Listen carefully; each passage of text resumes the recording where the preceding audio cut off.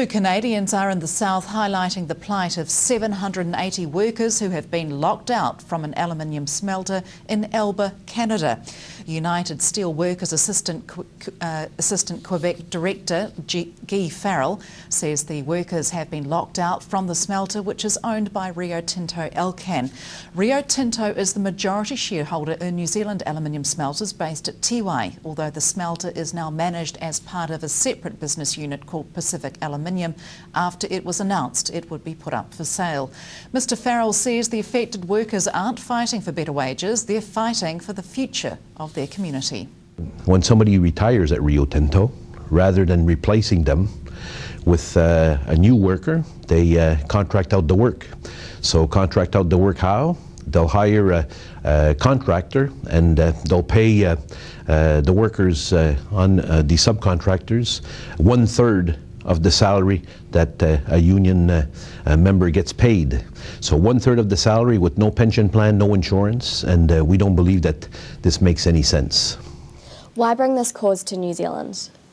Well, this cause to New Zealand is very important because we feel that this is an attack not only on the workers in Alma, but on the workers across the globe, trying to eliminate the middle class. You know, these companies want to make a lot of money, pay less taxes, and they want the working class to pay more and more taxes. And how does this cause relate to people here in Southland?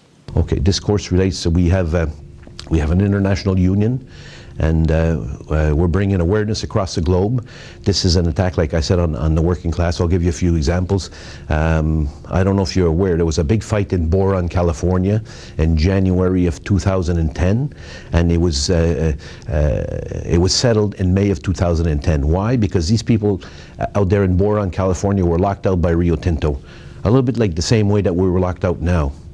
And these people stood up, got global solidarity, and that's how they fought this thing. You know, today it wasn't that long that a company was community owned. It was owned in your city, in your province, in your country. Now it's global, and so these companies have a lot of money, a lot of influence. They could influence the medias, they could influence the government. And what do we have? We have something that they will never be able to take away from us, and that's solidarity.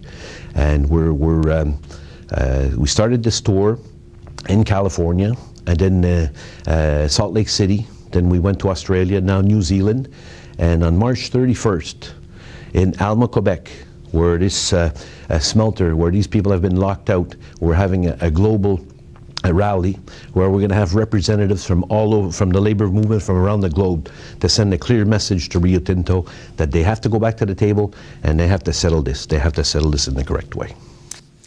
And Rio Tinto Alcan declined to comment.